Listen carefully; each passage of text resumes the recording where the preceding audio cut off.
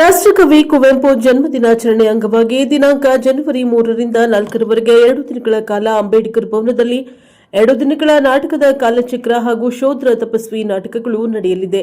Universal ಸೇವಾ ಟ್ರಸ್ಟ್ನ TM Prakash ತಿಳಿಸಿದ್ದಾರೆ. ಕನ್ನಡ ಮತ್ತು ಸಾಂಸ್ಕೃತಿಕ ಇಲಾಖೆ ಜೊತೆಗೂಡಿ ರಂಗಬಂಡಿ ಯೂನಿವರ್ಸಲ್ ಸೇವಾ ಟ್ರಸ್ಟ್, ಸಂಪೂರ್ಣ ಸಾವಯವ ಕೃಷಿಕರ ಸಂಘ, ವಿಶ್ವ ಮಾನವ ವಿಚಾರ ವೇದಿಕೆ ಇವರ ಸಹಕಾರದೊಂದಿಗೆ 2 ದಿನಗಳ ಕಾಲ ಕುವೆಂಪು ರಚಿತ ನಾಟಕಗಳು ನಡೆಯಲಿದ್ದು, ಕಲಾಭಿಮಾನಿಗಳು ಹೆಚ್ಚಿನ ಸಂಖ್ಯೆಯಲ್ಲಿ ಭಾಗವಹಿಸಿ ಕಾರ್ಯಕ್ರಮವನ್ನು ಯಶಸ್ವಿಗೊಳಿಸಬೇಕೆಂದು ತಿಳಿಸಿದ್ದಾರೆ. ಇದೇ ಸಂದರ್ಭದಲ್ಲಿ ಚಿಕ್ಕಣ್ಣ, ಎನ್ಎಲ್ ಭರತ್ ರಾಜ್ ಮತ್ತು ಇತರರು ಹಾಜರಿದ್ದರು. Bureau report Girish, Prajabhava TV, Mandya.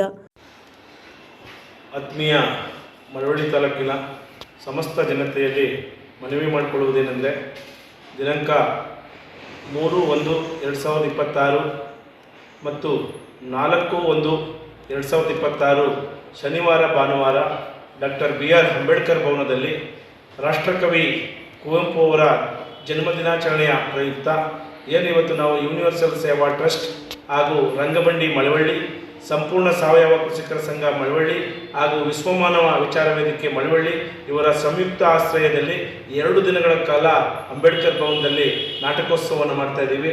ಈ ನಾಟಕದಲ್ಲಿ ಗುಲ್ಬರ್ಗ ರಂಗಾಯಣದ ರಂಗ ಕಲಾವಿದರಾದಂಥ ಕಲಾವಿದರು ಕಾಲಚಕ್ರ ಅನ್ನುವಂಥ ಒಂದು ನಾಟಕವನ್ನು ಮತ್ತು ಕುವೆಂಪು ಅವರ ಒಂದು ಶೂದ್ರ ತಪಸ್ವಿ ಅನ್ನುವಂಥ ನಾಟಕವನ್ನು 2 ದಿನಗಳ ಕಾಲ ಮಳವಳ್ಳಿಯ BR ಅಂಬೇಡ್ಕರ್ ಭವನದಲ್ಲಿ ಪ್ರದರ್ಶನಗೊಳ್ಳುತ್ತಿರುವಂಥ ನಾಟಕಗಳು.